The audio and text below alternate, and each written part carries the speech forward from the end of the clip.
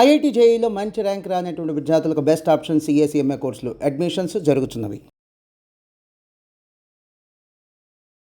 అమ్మవారు దరిద్రాన్ని ఎలా తీస్తుంది అంటే అపాంగై, తన చూపుల చేత తీసేస్తుంది. అందుకే ఆవిడికి మీనాక్షి అని పేరు అని చెప్పాను. కనకధారా స్తోత్రం అంత గొప్పది ఎందుకైందో తెలుసా అండి? ఆ స్తోత్రం అంతా లక్ష్మీదేవి యొక్క చూపుల్ని వర్ణిస్తారు. ఒక్క లక్ష్మీదేవిని స్తోత్రం చేశారనుకోండి, ఆవిడ తృప్తి పొందదు. నారాయణుణ్ణి కలపాలి. ప్రతి శ్లోకంలో నారాయణుణ్ణి కలుపుతూ లక్ష్మీదేవిని స్తోత్రం చేస్తారు. అందులో చూడండి ఆ శ్లోకం అందం. కాలాం బుధాలి లలితో రసికైట భారే ధారాధరే స్ఫురతియా తటిదంగనేవా మాతు సమస్త జగతాం మహనీయమూర్తి. అంటే నల్లటి మబ్బు మీద మెరుపు తీగ ఎలా ఉంటుందో నీలతో యద మధ్యస్థ విద్యుల్లేకే భువాస్వరా, దాన్ని శ్లోకం కింద మార్చారు. అమ్మా, ఆయన వక్షస్థలంలో నువ్వు చేరి ఉండడం వల్ల ఆయన యందు దయని నింపావు. ఆయన కారుణ్యమూర్తి అయి మా యోగక్షేమములను వహిస్తున్నాడు. తల్లి, నువ్వు ఆయన వక్షస్థలమునందు లేనినాడు ఆయన నిగ్రహానుగ్రహ ప్రదాత అయి ఉంటాడు. ఆయన పాదములు మేము పట్టుకోలేం కదా. తండ్రిని మాకు అందించిన తల్లివమ్మా, నీ యొక్క చూపులకి నమస్కారం. ఒక్కసారి ఆ చూపు మా యందు ప్రసరించు, మా దరిద్రం తీరిపోతుంది అంటున్నారు. ఆశ్చర్యం ఏమిటో తెలుసా అండి? ఈ శ్లోకంలో ఉన్న గొప్పతనం, ఈ శ్లోకమే చదివితే దరిద్రాన్ని విరిచేయగలదు. చాతక పక్షి అని మనకి సంప్రదాయంలో ఒక పక్షి ఉంటుంది. ఆ చాతకం భూమి మీద పడితే ఇంకా నీళ్లు తాగదు. విచిత్రం ఏమిటంటే కొన్ని పక్షులు ఉన్నాయి. ఆ పక్షులు ఆకాశంలోనే పిల్లని ప్రసవిస్తే ఆ పిల్ల ఆకాశంలోనే ఎగిరేస్తుంటుంది. అలా ఎగిరేస్తున్నప్పుడు దానికి దాహం వేస్తుంది. దాహం వేస్తే అది భూమి మీదకి కిందకి రాదు, కిందకొచ్చి నీరు తాగదు. అప్పుడు ఆ పక్షి దాహం తీరాలంటే అది ఆకాశం వంక చూసి అరుస్తూ ఉంటుంది. అప్పుడు నల్లటి మేఘం వచ్చి వర్షం కురవాలి. కురిస్తే అది తల పైకి పెట్టి నీళ్లు తాగుతుంది. అలా తాగినటువంటి నీళ్లు మాత్రమే దాని యొక్క దాహార్తిని తీరుస్తాయి.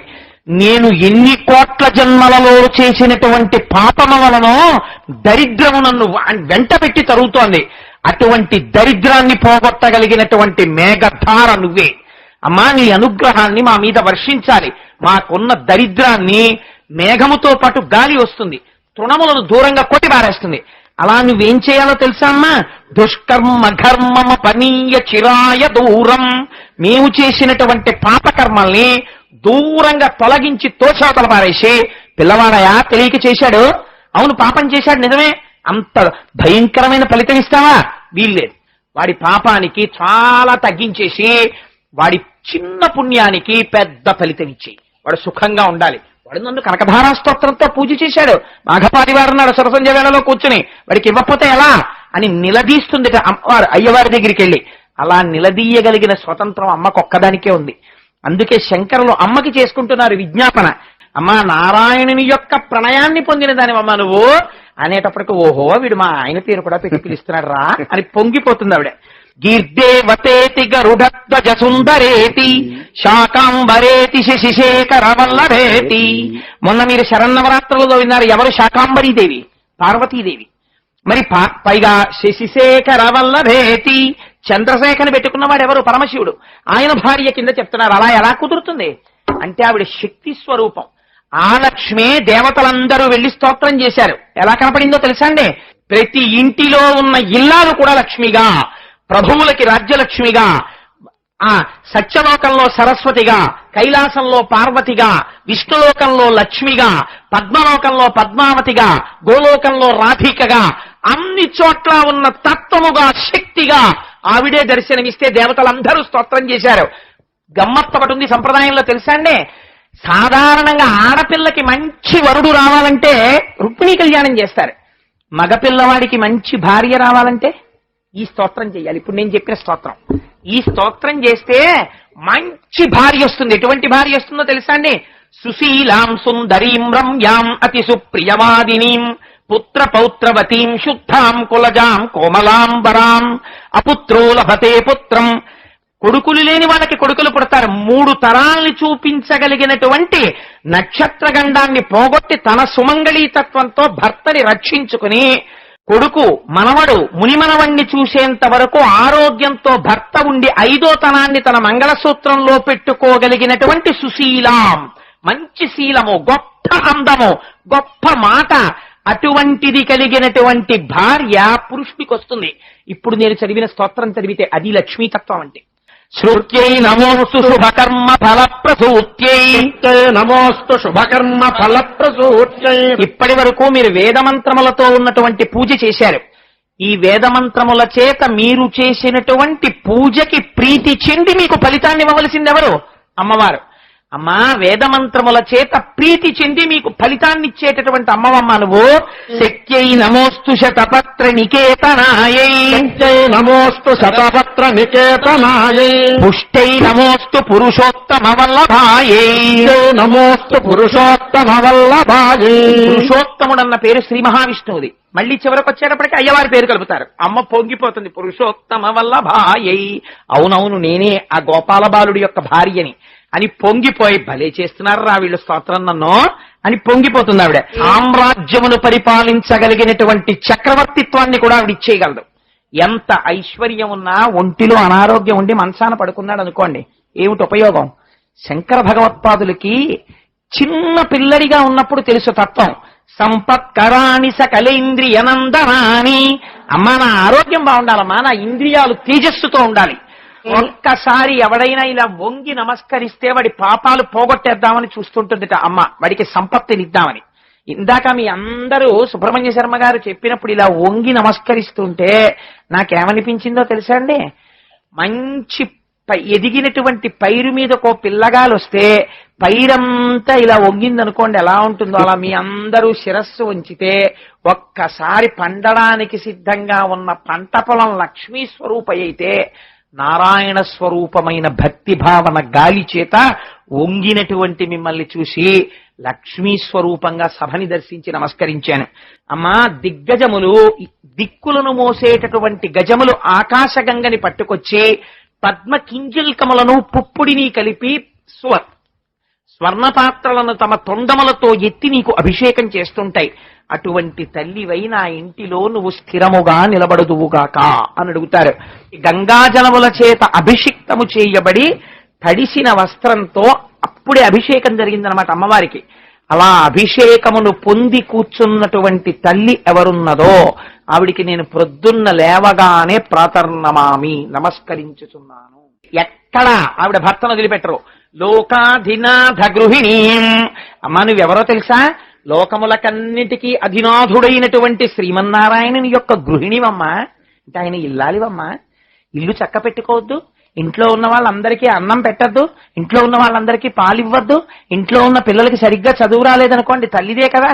అయ్యవారికి ఏమో ఎప్పుడు పని, తెల్లవారకట లేచిన దగ్గర నుంచి సెల్లుకో ఫోన్లు, అక్కడ వరకు ఇక్కడ వరకు, ఆ బ్రాంచ్ ఆఫీస్కి వెళ్ళాలి, ఈ బ్రాంచ్కి వెళ్ళాలి, అక్కడ ఆఫీస్కి వెళ్ళాలి, అక్కడ ఇన్స్పెక్షన్ చేయాలి, అక్కడ ఎవడో ఆర్తితో ఫోన్ చేస్తాడు, ఇక్కడ ఏదో ప్రమాదం వచ్చిందంటాడు, గరుత్మంతుడు ఎక్కెళ్ళిపోతూ ఉంటాడు. మరి ఇల్లెవరు చక్క పెట్టాలి అంటే ఆవిడ ఇంట్లో ఉండే జాగ్రత్తగా పిల్లలకి చదువు చెప్పించుకుని, పిల్లలకి వేళ పెట్టిన క్యారేజీలు పెట్టి అన్నం పెట్టి చెయ్యాలా వద్దా? అమ్మ, నువ్వెవరో తెలుసా? ఇది శంకరుల యొక్క గడుసుతనం అంటే. లోకాధినాథ గృహిణీ, లోకాధినాథుడైనటువంటి శ్రీమన్నారాయణుని యొక్క గృహిణివి. ఇప్పుడు ఆయన లోకాధినాథుడైతే మాకేమిటయ్యా? ఆయన మా తండ్రి. ఆయన గరుత్మంతుడిని ఎక్కి వెళ్ళిపోతుంటాడు. ఎక్కడికో ఎవరో రాక్షసులు వచ్చారయ్యా, ఎవరో ఒక ఆడావిడికి చీర లాగేస్తున్నారు, గోవిందా అంది నేను వెళ్ళిపోవాలని వెళ్ళిపోతాడు. ఇంకొక ఆయన ఎక్కడున్నాడు చూపించన్నాడు, అందుకని చెప్పి ఆ రాక్షసుడు ఎవరో పిలుస్తున్నాడు, పిల్లాన్ని రక్షించాలని అక్కడికి వెళ్ళిపోతాడు. నువ్వు మాత్రం ఏం చేయాలి? ఇంట్లో ఉండి మమ్మల్ని చూసుకోవాలి. పిల్లల్ని వదిలేసి అమ్మ కూడా వెళ్ళిపోతే మమ్మల్ని చూసేవాళ్ళు ఎవరమ్మా? అందుకని ఇప్పుడు ఏమంటున్నారు శంకరాచార్యులు వారు, మన మీద పెట్టుకోలేదు రక్షించుకునే ప్రజ్ఞ. అమ్మ, నువ్వు అమ్మవి, మేము పిల్లలం, మాకేం తెలుసు? మేము అస్తమానం కప్పులు బొదలగొట్టయ్యా, కాఫీ గ్లాసులు తోసయ్యా, పాల గ్లాసులు తోసయ్యా, తప్పు పనులు చేసయ్యా, పాప పనులు చేసయ్యా, మేము చేసేస్తుంటాం. నువ్వేం చేయాలి? ఉరే ఇప్పుడే స్నానం చేయించాను, మళ్ళీ ఆ మట్టిలోకి వెళ్ళిపోతున్నావు రా అని తీసుకొచ్చి శుభ్రంగా తెచ్చి, ఒరే నాన్నగారు వచ్చే వేళ అయింది, స్నానం చేసేసి జాగ్రత్తగా చదువుకోండి, కోపడతారు నాన్నగారు అని నాన్నగారు వచ్చే సమయం చూసి నాన్నగారికి మేము చాలా మంచి పిల్లల్లా కనపడేటట్టుగా కూర్చోపెట్టేసి మమ్మల్ని నాన్నగారు తొడ మీద కూర్చోపెట్టుకునేటట్టు నువ్వు చేసేయాలమ్మా. ఎందుకంటే నువ్వు మా అమ్మవి. ఎంత గడుసుతనమో చూడండి. లోకాధినాథ గృహిణీం అమృతాభిపుత్రీం. ఒరే మీ అమ్మనే, కానీ అలా నేను చేస్తానని ఎందుకు అనుకుంటున్నారా అంటే, అమ్మ నువ్వు అమృతాభిపుత్రీం, అమృత సముద్రానికి కూతురు అమ్మ, నీ మనస్సు అమృతం. అమృతానికి పుట్టింది అమృతం కాకపోతే మృతం ఎందుకు అవుతుందమ్మా? అందుకు నువ్వు అమృతానివి. ఎంత గడుసుతనంతో వేశారో చూడండి. లొంగిపోకపోతే అమ్మ ఇటువంటి పిలుపుకి ఎలా తట్టుకోగలదండి? అటువంటి స్తోత్రం ఇచ్చేశారు మనకి శంకర భగవత్పాదులు. చెట్టు నీడని బాగా ఎవరు ఎంజాయ్ చేయగలరు? బాగా ఎండలోంచి వచ్చిన వాడైతే. నిర్వాణాయ తరుచ్ఛాయ తప్తశై విశేషత. ఎవడు ఎండ చేత తప్తమయ్యాడో వాడికి చెట్టు నీడ బాగా ఆనందాన్ని ఇస్తుంది. అంతేకాని అమ్మా కోట్లకి కోట్లకి కోట్లకి బెడగలెత్తిపోయిన వాడికి ఇంకో 10,000 రూపాయలు ఇస్తే గొప్ప ఏమిటమ్మా? 10,000 రూపాయలు కటిక దరిద్రుడికి ఇప్పించావనుకో, అమ్మా మా అమ్మ అనుగ్రహం అని పొంగిపోతాడు. కాబట్టి నీ అనుగ్రహం పొందడానికి అసలు నిజమైనటువంటి యోగ్యత ఉన్నవాడెవడో? పరమదరిద్రుడు. అటువంటి వాడెవడో తెలుసా? నేనే. అందుకని ఏం చేయాలి? నువ్వు నన్ను లిస్టులో ఫస్ట్ పేరు పెట్టేసి నాకు అనుగ్రహించేయాలి. అందుకని అమ్మా నువ్వు నాకేం చేస్తావో తెలుసా? అలా ఒక్క కడగంటి చూపు చూడు, నా దరిద్రం తీరిపోతుంది. అమ్మా నేను ఈ స్తోత్రాన్ని చదువుతాను, స్తుతి చేస్తాను. నువ్వేం చెయ్యాలి? అబ్బా మా పిల్లాడికి రాకపోయినా శంకరాచార్యులు వారు చెప్పిన స్తోత్రం చదివాడు అని అనుగ్రహించమ్మా. నాకు చెప్పడం కూడా చేత కాదు, శంకరులు రాసిన శ్లోకాన్ని చెప్తున్నాను, నన్ను అనుగ్రహించు అని వారే ఫలశ్రుతి చెప్పారు. ఉపన్యాసం చెప్పానా చెప్పలేదా? చెప్పాను. ఎందుకు చెప్పాను? లక్ష్మీదేవి కళ్యాణం అయిపోయింది, లక్ష్మీదేవి పూజ చేశారు. ప్రవచనం ఏం చెయ్యాలో అదే ఇవాళ కనకధారా స్తోత్రానికి మధ్య మధ్యలో వ్యాఖ్యానం చేశాను.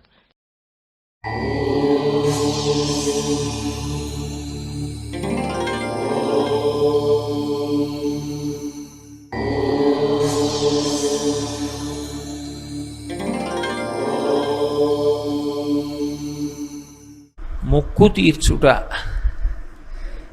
ఇది అసలు ఈ మొక్కు అన్న మాట ఎందుకు ప్రారంభమైందంటే, తరిగొండ వెంగమాంబ గారు వెంకటాచల మహాత్మ్యము అని ఒక గ్రంథం చేశారు. ఆ తల్లి ఆ గ్రంథ రచన వెంకటేశ్వరానుగ్రహంతోనే చేశారు. అసలు వెంకటేశ్వర స్వామి వారు ఈ భూమండలం మీద అవతార స్వీకారం చేసిన తరువాత ఒకసారి లక్ష్మీదేవి అడిగింది, ఎందుకండి ఇంకా ఈ భూమండలం మీద మీరు కుబేరుడు దగ్గర తీసుకున్న అప్పు తీర్చడం పెద్ద విషయం కాదు. ఆమె ఆదిలక్ష్మి, ఆమె తలుచుకుంటే కుబేరుడు అప్పు తీర్చడం ఎంతసేపు? కాబట్టి కుబేరుడు అప్పు తీర్చేద్దాం, మళ్ళీ మనం శ్రీవైకుంఠాన్ని చేరుకుందాం ఉంది. అంటే ఆయన అన్నాడు, ఇక్కడ అప్పు తీర్చి వైకుంఠాన్ని చేరుకోవడం పెద్ద విషయం కాదు లక్ష్మి, కానీ ఇది కలియుగం. ఈ కలియుగంలో ఒక లక్షణం ఉంటుంది, అది పాపమని తెలుసు. ఆ పాపము చేస్తే దుఃఖం వస్తుంది దాని ఫలితంగా అని తెలుసు. తెలిసి కూడా జనులు దుఃఖకారకమైనటువంటి పాపాన్ని చెయ్యకుండా నిగ్రహశక్తితో ఉండలేరు. ఎందుకు ఉండలేరు అంటే దానికి కారణం కలిపురుషుడే. కలిపురుషుడు ప్రజలందరి చేత దుఃఖమునకు పాపము కారణమని తెలిసినప్పటికీ కూడా పాపం చేయిస్తూ ఉంటే, ఆ పాపము వలన దుఃఖం పొందుతున్నప్పుడు ఈ జనులు ఏం చేస్తారంటే ఊరుకోరు, అప్పుడు నన్ను పిలుస్తారు. వాళ్ళు పాపం చేసినప్పుడు పర్వాలేదులే ఏదో చెప్పారు కానీ అంతకని చేయకుండా ఉంటామని చేసేస్తారు, అప్పుడు నేను అక్కర్లేదు. కానీ పాపమునకు ఫలితం వచ్చినప్పుడు వాడికి ఏదో ప్రమాదం వస్తుంది, వాడికి ఏదో బాధ వస్తుంది, అప్పుడు వాడు ఊరుకోడు. వాడు గోవిందా అంటాడు, ఏడుకొండలవాడా వెంకటరమణ అంటాడు, ఆపదముక్కులవాడా అని పిలుస్తాడు. అక్కడ వాడాడు వెంకటేశ్వరుడు. ఆపద ముక్కులవాడ. ఆపద అన్న మాటకు అర్థం ఏమిటంటే మన ప్రయత్నము చేత మనము పైకి రావడం సాధ్యం కానటువంటి ఇక్కట్టు, అంత పెద్ద కష్టం. ఆ కష్టంలోంచి మన బుద్ధితో మనం పైకి రాలేం, అట్లా ఇరుక్కుపోయాం. ఇరుక్కుపోయినప్పుడు ఆపద మొక్కులవాడా అని పిలుస్తాం. ఈ ఆపద నుంచి నన్ను తప్పించు. మొక్కేం పెడతాం? మన శక్తి కొలది. ఒక్కొక్కడంటాడు నేను నా తలనీలాలు ఇస్తానంటాడు, ఒకడంటాడు కొండకి నడిచొస్తానంటాడు, ఒకడంటాడు స్వామి నీ హుండీలో 5 రూపాయలు వేస్తానంటాడు. ఇప్పుడు వీటిని మొక్కులు అంటారు. మొక్కు అన్న మాట మీరు జాగ్రత్తగా గమనించాలి. వెంకటేశ్వర స్వామి వారి హృదయం ప్రకారం అయితే వ్యాపారము కాదు. అది పాపము వలన దుఃఖం వస్తోందని వాడు తెలుసుకోవాలి. తెలుసుకుని పిలిచావు పరమేశ్వరుణ్ణి, ఆయన ఏం చేస్తాడు? నేను ఆదుకోకపోతే ఎవరు ఆదుకుంటారు లక్ష్మి? అందుకుని ఉంటాను ఈ కలియుగంలో వెంకటాచలం మీద. ఎవడు ఎక్కడ ఎంత మౌనంగా లోపల లోపల పిలిచినా నాకు వినపడుతుంది, నేను వింటాను, వాణ్ణి ఉద్ధరిస్తాను ఆపదలోంచి. వాడు నా మొక్కు తీరుస్తాడు, ఆ డబ్బు పట్టుకొచ్చి నా హుండీలో వేస్తాడు. నేనేం చేస్తానో తెలుసా? పరమధర్మాత్ముడు నన్ను చూడకుండా ఉండలేక, నాన్నగారిని చూడకుండా ఉండలేక వచ్చినటువంటి కొడుకులా నన్ను చూడకుండా ఉండలేక వచ్చినటువంటి వాడు ఉంటాడే, వాడు వేసినటువంటి ద్రవ్యంలో అటువంటి పరమ ధర్మాత్ములైన వారు వేసిన డబ్బుని తీసుకుని జేబులో పెట్టుకుంటాను ఖర్చుకి. ఇలా హుండీలో చెయ్యి పెట్టి పట్టుకుంటాను లక్ష్మి. ఇలా పాపాలు చేసి పాపాల వలన దుఃఖాలు వచ్చి దుఃఖాల నుంచి బయటపడడానికి ఆపద మొక్కులవాడా అని పిలిచి తీసుకొచ్చి నా హుండీలో వేసిన డబ్బు ఉందే, అది మళ్ళీ జనులకు ఉద్ధరణ కొరకు వాళ్ళ కోరికలు తీరడానికి పంపేస్తాను. నా పేరు మీద ఎన్ని జరుగుతాయో, నిత్యాన్నదానం జరుగుతుంది, ఆరోగ్యం జరుగుతుంది, చెట్లు నాటుతారు, ఎన్ని ప్రయోజనాలు, వాటికి వెళ్ళిపోతుంది ఆ డబ్బు. అక్కడ వాడాడు మొక్కన్నమాట. అంటే పాపము వలన దుఃఖం వచ్చిందని ఒకసారి తెలుసుకున్న తరువాత ఇక వాడు పాపము జోలికి వెళ్లకుండా ఉండడం నాకు ఇష్టం. అది వెంకటేశ్వరుడి యొక్క అభిప్రాయం. ఇప్పుడు మొక్కు అంటే ఆ ఆపత్కాలమునందు నువ్వు ఒక సంకల్పం చేసుకున్నావు. ఈశ్వరా, నన్ను ఈ ఆపద నుంచి గట్టునబడై, నేను పట్టుకొచ్చి ₹1 హుండీలో వేస్తా, లేకపోతే నువ్వు నన్ను గట్టునబడై ₹1 నీ హుండీలో వేస్తాను అన్నావు. ఆపద నుంచి గట్టున పడిపోయావు. నీ దగ్గర కోట్ల నుండి ₹1 ఇస్తా అన్నావా? ఆ ఆలోచన ఉండదు. అందుకే చెప్పాను వ్యాపారము కాదు అని చెప్పాను. అది వెంకటేశ్వరుడే అంగీకరించాడు. ఒకసారి ఆపద వచ్చిన తరువాత మాత్రం వాడు బుద్ధిని దిద్దుకోవాలి. ఇప్పుడు మొక్కు తీర్చుకొనుట అన్న మాటకు అర్థం ఏమిటంటే, నేను ₹1 స్వామివారి హుండీలో వేస్తాను అని చెప్పాను. స్వామివారి హుండీలో ₹1 వేస్తాను అంటే నా పక్కింటి వాళ్ళు తిరుపతి ఎడుతున్నారనుకోండి, నేను పక్కింటి వాళ్ళకి ₹1 ఇచ్చి హుండీలో వేయండి అని పంపించకూడదు. మొక్కు ఎప్పుడు తీరుతుంది? నేను హుండీలో ₹1 వేస్తాను అన్న మాటకు అర్థం నేను తిరుపతి వచ్చి అని కదా. నేను తిరుపతి వెళ్ళాలి, నేను వెంకటాచలం వెళ్ళి స్వామిని దర్శించి, స్వామి నాకు కేవలము ధర్మమునందు అనురక్తిని ప్రసాదించమని ప్రార్థన చేసి ఈ ₹1 పట్టుకెళ్ళి హుండీలో వెయ్యాలి. అప్పుడు నా మొక్కు పూర్తవుతుంది. అంతేకాని ₹1 వేస్తానన్నాను కదండి, ₹1 పంపించేశానుగా, నా మొక్కు ఎందుకు తీరదు అని అడక్కు. ₹1 వేస్తాను అన్న మాటకు అర్థం నేను వచ్చి వేస్తాను అని. వేస్తాను చేస్తాను అంటే నేనే, అంతే దాని అర్థం. కాబట్టి మనమే క్షేత్రమునకు వెళ్ళాలి, వెళ్ళి ఆ మొక్కు తీర్చుకోవాలి. మొక్కినప్పుడు మీరు ఏ భాష వాడారన్నది ప్రధానం కాదు. ఎప్పుడైనా కూడా అందులో ప్రధాన ప్రయోజనం ఏది అంటే, ఇక పాపము వైపునకు దృష్టి పోకుండా, ఒకసారి ఎవడు మనని ఉద్ధరించాడని అనుకుంటున్నామో వాడి దగ్గరికి వెళ్ళి ఒకసారి కృతజ్ఞత చెప్తామా చెప్పమా? మీరు ఆలోచించండి. నాకు ఏదో ఆపద వచ్చిందండి, నేను ఎవరినో అడిగాను, అయ్యా చాలా ఆపదలో పడిపోయానండి, మీరు నన్ను ఎలా అయినా ఈ ఆపద నుంచి కాపాడండి అని అడిగాను. ఆయన అన్నాడు, కోటేశ్వరరావు అది పెద్ద విషయం కాదు, నేను తప్పకుండా కాపాడతాను, మీరేం బెంగపెట్టుకోకండి అన్నాడు. ఒక 3 రోజులు పోయిన తర్వాత నాకు ఆయన కబురు చేశాడు, అయ్యా మీకు ఆపద లేదు, మిమ్మల్ని ఆపద నుంచి బయటపడేశాను, మీరు ఇప్పుడు ఏ ఇబ్బంది లేదు, సంతోషంగా ఉన్నారన్నాడు. ఇప్పుడు నేను 2 యాపిల్ పళ్ళు ఇంట్లోకి తీసి ఎవరికో ఇచ్చి పట్టుకెళ్ళి ఆయనకి ఇచ్చి చాలా సంతోషించాను, నన్ను ఆపద నుంచి బయటపడేసినందుకు ఈ 2 యాపిల్ పళ్ళు తినమను అని పంపిస్తానా? అవి 2 యాపిల్ పళ్ళే అయినా నేనే పట్టుకుని వెళ్ళి నా 2 చేతులతో ఇచ్చి సంతోషాన్ని ప్రకటన చేస్తానా? మొక్కు అన్న మాటకి వెనక ఆపద అన్న ఒక మాట ఉంది. ఆపద నుండి వినిర్ముక్తమైనప్పుడు కృతజ్ఞతావిష్కారము కనుక నీవు వాడు నిన్ను బయట పడవేస్తాడన్న నమ్మకంతో, దానికి సంకేతంగా నీ భక్తికి నమ్మకంగా, నీ భక్తికి ప్రతినిధిగా పట్టుకొచ్చి ఏదో ఇస్తానన్నావు కనుక, అది అలా అన్నావా అలా అనలేదా అని కూడా విచారణ చేయకుండా యథార్థమునకు నువ్వు వెళ్ళి కృతజ్ఞతని ప్రకటనం చేసి సమర్పణం చేసి రావడం మొక్కు తీర్చడం అవుతుంది. కాబట్టి మొక్కు తీర్చుట అన్న మాటలో ఆ యథార్థాన్ని భావన చేసిన నాడు భక్తి ఆవిష్కృతమవుతుంది. ఆయన నన్ను ఆపద నుంచి బయటపడేశాడు, నేను ఒక్కడనే వెళ్ళొచ్చు, కానీ నేను నా భార్యతో కూడా కలిసి వెళ్ళి, అయ్యా ఎంత ఉపకారం చేశారు, చాలా సంతోషం అండి, జీవితాంతం మర్చిపోను మీరు చేసిన ఉపకారం అని నేను అనడం ఒక ఎత్తు. అన్నయ్య గారు మీరు ఆ ఆపద నుంచి బయట పడేయకపోతే ఈయన ఎంత బెంగ పెట్టుకున్నారో తెలుసా అని నా భార్య అనడం ఒక ఎత్తు. నా బిడ్డలు కూడా వచ్చి మామయ్య గారు మీరు ఎంత సహాయం చేశారో, మా నాన్నగారు చాలా బెంగ పెట్టుకున్నారండి ఆ ఆపదకి, నేను ఈ ఆపద తట్టుకోగలనా, నేను ఎలా ఇందులోంచి బయటపడతాను, నా దగ్గర అంత డబ్బు ఎక్కడుంది, ఇంత పెద్ద కార్యం ఎలా చేయగలను అని బెంగ పెట్టుకున్నారు. మీరు ఉదారంగా సహాయం చేశారు. మళ్ళీ ఏదో పంట వచ్చినప్పుడు ఇచ్చేస్తాం, కానీ మీరు చేసిన ఉపకారం చాలా గొప్పది మామయ్య గారు. మా ఇంటిల్లిపాది వచ్చి కృతజ్ఞత చెప్పకపోతే మేము కృతజ్ఞులం అయిపోతామని వచ్చాం అన్నాను అనుకోండి. ఇప్పుడు మేము అందరం వెళ్ళడం చేత ఆయన కొత్త ఉపకారం ఏమైనా చేశాడా? మేమందరం వెళ్ళడం చేత నిజానికి మా అందరి సంస్కార బలం బయటికి వచ్చిందా? నా సంస్కారం బలం బయటికి వస్తుంది. అందుకే మొక్కు అన్న మాటని విశాల పరిధిలో ఆలోచించినప్పుడు నీ శక్తి కొలది నీ ఆపద గట్టెక్కినప్పుడు సంతోషించిన వాళ్ళందరితో కలిసి నువ్వు వెళ్ళవచ్చు.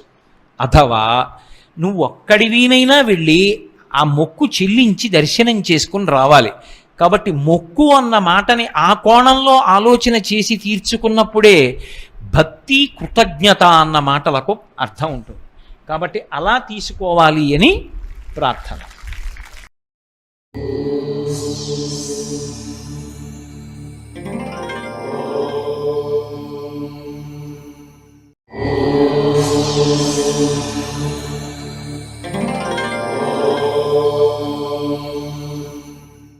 ఇవాళ రేపు తెలియక చాలా మంది చేస్తున్న ఉపవాసములు కావు. అది కృతక దరిద్రమును అనుభవించుట. అలా చెయ్యకూడదు ఉపవాసం. అలా చేస్తే కలిసి రాదు. ఏది ఉపవాసం అంటే తన స్నేహితులందరితో సంతోషించి, స్నేహితులందరూ వెళ్ళి కౌసల్యకి చెప్పారు రాముడికి పట్టాభిషేకం చేస్తున్నారని. ఆభరణములు ఇచ్చి కౌసల్య శ్రీ మహావిష్ణువుని ప్రార్థన చేస్తూ కూర్చుంది. సుమిత్ర, సీతమ్మ, లక్ష్మణుడు అక్కడ చేరారు. రాముడు వెళ్ళి కౌసల్యకి చెప్పాడు, అమ్మా నాకు పట్టాభిషేకం చేస్తున్నారని. కౌగిలించుకుని సంతోషించి ఆనంద భాష్పములు కార్చి శ్రీ మహావిష్ణువుని ప్రార్థన చేసి, ఏ నక్షత్రంలో పుట్టావో రా నాయన, ఇన్ని గుణములతో నీ తండ్రిని సంతోషపెట్టావు, యవరాజ్య పట్టాభిషిక్తుడు అవుతున్నావు, నేను కౌసల్యనైనందుకు, జ్యేష్ఠ భార్యనైనందుకు కృతార్థురాలనయ్యానంది కౌసల్య. ఇంత సంతోషించాడు. లక్ష్మణ, నేను యవరాజ్య పట్టాభిషేకం చేసుకుంటే నీకు యవరాజ్య పట్టాభిషేకం జరిగినట్టే, అన్ని సుఖాలు అనుభవించన్నాడు.